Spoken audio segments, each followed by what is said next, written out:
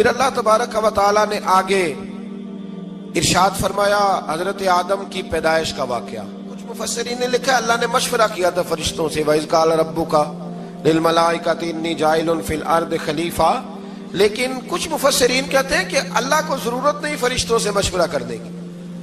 اللہ نے فرشتوں سے مشورہ نہیں کیا، بلکہ رب نے انہیں آگاہ فرمایا تھا کہ میں لگا ہوں زمین پہ اپنا نائب بنانے، میں خلافت دینے لگا ہوں زمین پہ.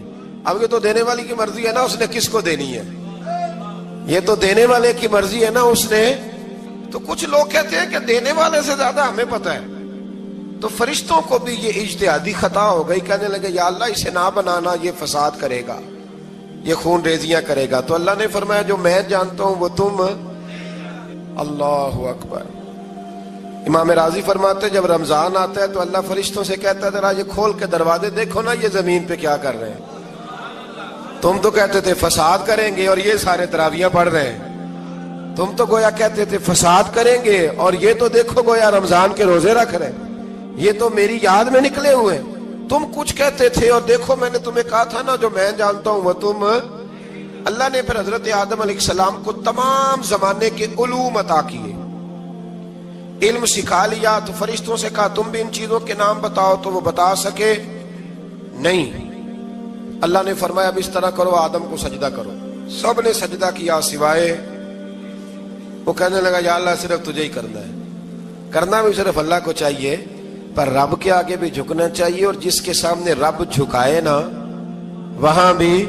اور یہ جو عاجزی ہے نا، یہ جو جھکنا ہے یہ علم کے آگے ہے. ہماری مصیبت یہ ہے کہ ہم علم کے آگے بھی گردن جھکانے کو تیار نہیں ہوتے، وہاں بھی ہم خود عالم فاضل بن جاتے. تو فرمایا کہ سب سے کہا سجدہ کرو، سب نے سجدہ کیا سوائے ابلیس کے. تو پھر ہوا کیا وَكَانَ مِنَ الْكَافِرِينَ، وہ کافروں میں سے ہو گیا. پھر اللہ نے حضرت آدم کو اور جناب حوا کو نا مقام دے دیا جنت میں رہنے کے لیے، اور کہا سارا کچھ کھانا، درخت کے قریب نہ جانا. ابھی آپ کسی سے کہہ دیں تھوڑا سا کہ پیچھے نہ دیکھنا، یعنی اگر میری سمجھ لیں ادب کی وجہ سے کوئی 1.5-2 منٹ یا 6 منٹ نہیں بھی نہ دیکھے گا تو سوچے گا ضرور کہ پتہ نہیں اب پیچھے کیا ہے، مصیبت کیا ہے. یعنی آپ کہہ کے دیکھ لیں کسی کو پیچھے نہ دیکھنا. فطرت ہے نا انسان کی، وہ جستجو کرتا ہے، کہا اس درخت کے پاس نہ جانا. تو حضرت حوا سلام اللہ علیہ کہتے ہیں دل میں خیال رہتا تھا کہ آخر ہے کیا درخت کے پاس. یہی انسان کا عقیدہ توحید ہے کہ جہاں سے رب منع کر دے وہاں وہ منع ہو جائے. اور یہ ان کی خطا نہیں تھی، یہ اللہ کی حکمت تھی، چونکہ رب نے تو پہلے کہہ دیا تھا بنایا ہی زمین کے لیے، تو یہ تو سارا کچھ ہونا تھا تو زمین پہ آنا تھا نا. تو حضرت حوا اور جناب آدم کے پاس شیطان آیا، اب اس کو نکال تو دیا تھا پر ابھی اس کا جنت میں آنا جانا بند نہیں ہوا تھا، یہ بھی اللہ کی حکمت تھی. تو وہ کہنے لگا تمہیں پتہ ہے بعد میں مر جاؤ گے. تو حضرت حوا کہنے لگی کیا موت بھی آئے گی؟ کہاں، اس کی تکلیف بھی بڑی ہوگی، تو پھر بچیں گے کیسے؟ تو کہنے لگے پھل کھا لو اس درخت کا. تو بچنے کے لیے پھل کھایا تھا. جس طرح لوگ آج بہت سارے کام بچنے کے لیے کرتے ہیں پر بچ سکتے، بچنے کے لیے پھل کھایا. تو اللہ نے فرمایا زمین پہ چلے جاؤ. تو حضرت آدم زمین پہ آئے، پھر کئی 100 سال روتے رہے. فَتَلَقَّى آدَمُ مِن رَبِّهِ کَلِمَاتٍ، تو پھر اللہ نے خود ہی جناب آدم کو کچھ کلمے سکھائے. علامہ اسماعیل حقی فرماتے ہیں وہ کلمے یہ تھے کہ حضرت آدم نے میرے نبی کا وسیلہ پیش کیا، اللہ کریم نے جناب آدم کی دعا کو مقبول فرما لیا. پھر آگے بنی اسرائیل کا ذکر آ جاتا ہے. اللہ تعالیٰ نے بنی اسرائیل، آج آپ اسی قوم کو یہودی کہتے ہیں، ان کو اللہ نے اس زمانے میں فضیلت عطا کی تھی بہت زیادہ. تو عرب کے اندر جب نبی پاک علیہ السلام نے اعلان نبوت کیا تو کچھ لوگوں نے یہ کہہ دیا کہ اگر یہ یہودی کلمہ پڑھ لیں گے تو ہم بھی پڑھ لیں گے. تو پھر اللہ نے انہیں یاد کرایا کہ تم اصل میں کیا ہو، تمہیں کلمہ پڑھنا چاہیے. تو اہل یہود کا تذکرہ کرتے کرتے رب کریم نے ایک بات یہ بھی ارشاد فرمائی کہ تم لوگوں کو تو کہتے رہے ہو کہ وہ نبی آنے والے ہیں، وہ نبی آنے والے ہیں، اور جب آ گئے ہیں تو ماننے کو تیار نہیں ہو. تو فرمایا تأمرون الناس بالبر وتنسون انفسکم وانتم تتلون الکتاب، لوگوں کو بھلائی کا حکم دیتے ہو اور اپنے آپ کو بھول جاتے ہو. افلا تعقلون، تمہیں عقل نہیں؟ پھر اللہ نے انہیں یہ بھی یاد کرایا کہ یاد کرو وہ زمانہ کہ جب فرعون نے خواب دیکھ لیا تھا کہ کوئی بچہ اس کی سلطنت کو تباہ کرے گا تو پھر اس نے تمہارے بچوں کو ذبح کرانا شروع کیا اور تمہاری بیٹیوں کو چھوڑتا تھا. فرمایا یہ بھی تو تم نے دیکھا, میں نے تمہیں پھر تم سے کہا جہاد کرو قوم عمالقہ کے خلاف, تو مقام طیہ میں جا کے یہ لوگ کہنے لگے ہم سے جہاد نہیں ہوتا. اللہ نے انہیں ایک میدان میں قید کر دیا. بڑی دلچسپ بات, قید تو لوگ ہوتے ہیں نا چار دیواری میں, تو اللہ نے بنی اسرائیل والوں کو جب انہوں نے کہا ہم جہاد نہیں کریں گے تو اللہ نے میدان میں قید کر دیا.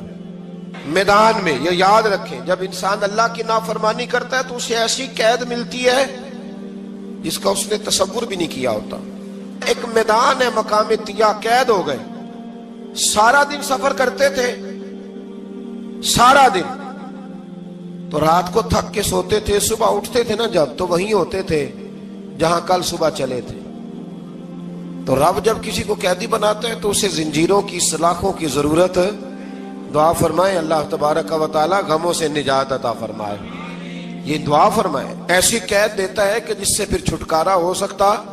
تو بنی اسرائیل کا بہت زیادہ تذکرہ اس بارے میں اللہ تبارک و تعالی نے پھر بیان کیا, اور پھر کہا کہ انہیں جو حکم دیا جاتا تھا یہ اس کی سرتابی کرتے تھے. پھر اللہ نے ان پر ذلت نازل کر دی اور یہ ہمیشہ اس کا شکار رہے. قوم سبت کا ذکر فرمایا اللہ نے, ہفتے والے دن کچھ لوگ نافرمانی کرتے تھے. ہمارے بھی ہیلے بہانے ہیں نا آج کل کاروبار میں. تو اسی سپارے کی آیت نمبر 65 کے اندر اللہ تعالیٰ نے حضرت داؤد کی قوم کا ذکر کیا کہ اللہ نے انہیں حکم دیا تھا کہ ہفتے والے دن مچھلیاں نہیں پکڑنی. تو وہ کہتے تھے چلو ہاتھ لگا کے نہیں پکڑنی, ہاتھ لگا کے. وہ ہمارے لوگ ہیلے بہانے تلاش کر لیتے ہیں نا, وہ بڑے جناب انشورنس والا آ گیا, اب وہ بینک والا آ گیا, وہ فلانے صاحب آ گئے, وہ تروڑ مروڑ کے کہانیاں باتیں, اور پھر ہمیں بھی رستے مل جاتے ہیں بچنے کے. مفتی صاحب نے کہہ دیا تھا, ایک مولانا سے میں نے ان کو کہا ہفتے والے دن مچھلیاں نہیں پکڑنے کا, نہیں پکڑتے, چھوٹے چھوٹے حوض بنا لیے. تو مچھلیاں زیادہ آتی تھی اس دن, یہ بھی اللہ کی قدرت تھی. نماز کے وقت گاہک زیادہ آتے ہیں, یہ اس کی قدرت ہوتی ہے. تو وہ مچھلیاں حوض میں جمع ہو جاتی ہیں. یوں سمجھ لیں کہ جال انہوں نے لگا لیے ہوئے تھے, تو جال میں وہ پھنستی رہتی تھی, حوضوں میں آتی رہتی تھی. ہفتے کو نہیں پکڑتے تھے, اتوار کو پکڑ لیتے تھے. تو پھر اللہ نے انہیں سزا دی. فرمایا تماشے کرتے ہو اللہ کے حکم کے ساتھ. کیا سزا دی؟ فَقُلْنَا لَهُمْ كُونُوا قِرَادَةً خَاسِئِينَ. فرمایا بندر بن جاؤ دھتکارے ہوئے. جو رزق حرام طریقے سے کماتے تھے رب انہیں بندر بنا دیتا تھا. ابھی بھی میں نے دیکھے ہیں بڑے بڑے تاجر پاگلوں جیسی زندگی گزار رہے ہیں. نفسیاتی طور پہ سکون نہیں ہے, کروڑوں روپیہ پڑا ہے. کیوں؟ اس لیے کہ رب کے بتائے ہوئے طریقے کے مطابق تجارت نہیں کرتے. آگے ایک اور دلچسپ بات آ گئی. بنی اسرائیل کے اندر نا ایک شخص نے اپنے چچا کو قتل کر دیا جائیداد کے لیے. یہ دیکھیں کب سے لوگ جائیداد کے لیے قتل کرتے آ رہے ہیں. چچا کو قتل کر دیا, اور قتل کر کے حضرت موسیٰ علیہ السلام کے پاس آئے کہ میرے چچا کو کسی نے قتل کر دیا ہے, تو بتائیں کیا کرنا ہے. تو آپ نے فرمایا کہ گائے ذبح کرو, اور اس کا ایک ٹکڑا مقتول کو مارو, مرنے والے کو. وہ خود اٹھ کے بتا دے گا مجھے کس نے قتل کیا ہے.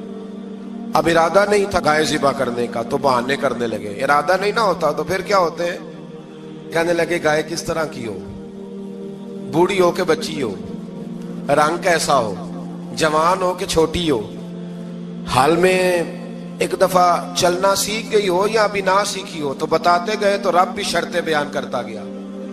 گہرے زرد رنگ کی ہو, حال کے اندر اسے نہ چلایا گیا ہو, پانی نہ نکالا گیا ہو, نہ بچی ہو نہ جوان ہو, اس کے درمیان ہو. یہ ساری شرطیں کہاں پائی جاتی تھی؟ حضرت موسیٰ علیہ السلام کی قوم کا ایک شخص تھا جو اللہ کا ولی تھا.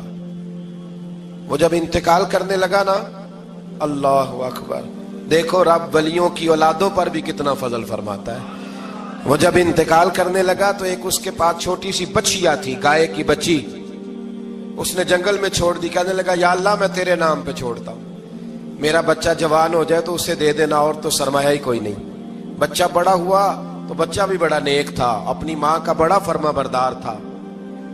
اس کی ماں نے کہا بیٹا تیرے باپ نے ایک گائے چھوڑی تھی. تو بچہ جنگل میں گیا اور جا کے کہنے لگا اے اللہ میری گائے مجھ سے ملا دے. تو رب کریم نے وہ گائے واپس کر دی. وہ گائے گھر لے آیا, اب وہ کہنے لگا اما بیچ دوں، تو اما کہنے لگی بیٹا میرے پوچھے بغیر نہ بیچنا۔ کئی دفعہ کہا لگے پر اس نے کہا جب تک میری اما نہ کہے گی میں بیچوں گا۔ ادھر بنی اسرائیل والے شرطیں جتنی گائے کے بارے میں پوچھ چکے تھے وہ ساری اسی گائے میں پائی جاتی تھی، تو یہ ڈھونڈتے ڈھونڈتے وہاں پہنچ گئے، تو کہنے لگے گائے چاہیے، تو اس نے کہا بھی تمہاری مرضی سے نہیں، قیمت میری مرضی کی۔ ایک مفسر نے تو یہاں تک لکھا ہے کہ اس نے کہا گائے ذبح کر کے نا، تو جتنا گائے کے اندر گوشت ہوگا نا اتنا ہی کھال کے اندر تم مجھے مال بھر کے دو گے، اتنے سکے بھر کے دو گے، اتنی اشرفیاں بھر کے دو گے تو پھر تمہیں گائے دوں گا۔ تو پھر یہ گائے انہیں ملی اور یہ گائے لے کر کے آئے۔ زیادہ سوالات نہ کرتے تو زیادہ الجھتے نہ۔ ہم بھی دین کے معاملے میں بڑے سوال جواب کرتے ہیں، اتنا سوال کریں جتنی اس کی ضرورت ہے۔ ان لوگوں نے سوالات زیادہ کیے تو پھر الجھ زیادہ گئے۔ تو میرے بھائی اس کا ذکر بھی اللہ تبارک و تعالیٰ نے پہلے پارے کے اندر بیان فرمایا۔ پھر اللہ کریم نے فرمایا کہ کچھ ایسے لوگ بھی ہیں یہودیوں میں سے جن کا دعویٰ ہو گیا ہے کہ ہم اللہ کے بڑے پیارے ہیں۔ فرمایا یہ صرف ان کے منہ کی باتیں ہیں، یہ تو قیامت میں پتہ چلے گا نا کہ اللہ کا پیار کس کے ساتھ زیادہ ہے۔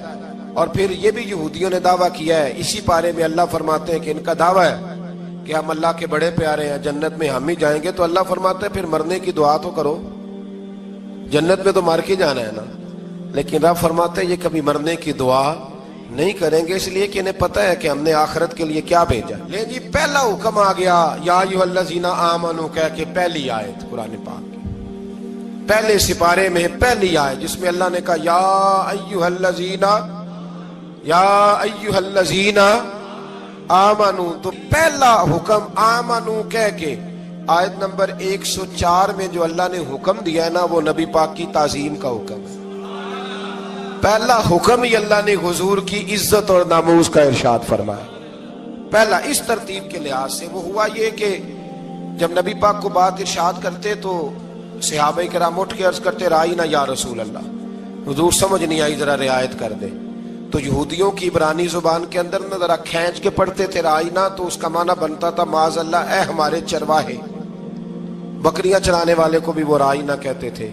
تو جب صحابہ یہ کہنے لگے تو اللہ نے منع ہی کر دیا، فرمایا میرے محبوب کے غلاموں اس لفظ کے پیچھے چھپ کے، اس لفظ کے پیچھے چھپ کے لوگ میرے نبی کی بے ادبی کر جاتے ہیں، تو جس لفظ کا کوئی ایک معنی بے ادبی والا بنتا ہو وہ لفظ بھی میرے نبی کے لیے نہ کہو، لفظ وہ والے کہو جس میں کوئی بے ادبی کا معنی نکلے نہ۔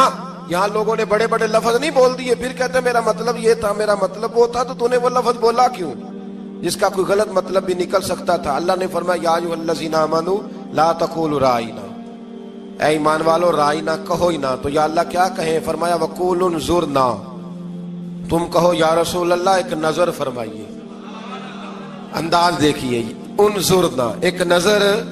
تو ہمارے بزرگ تو پہلے ہی بڑے پیار والوں نے کہہ دیا یا رسول اللہ انظر حالنا، کہتے کہاں سے لاتے ہو جملے؟ میں نے کہا اللہ کی کتاب سے۔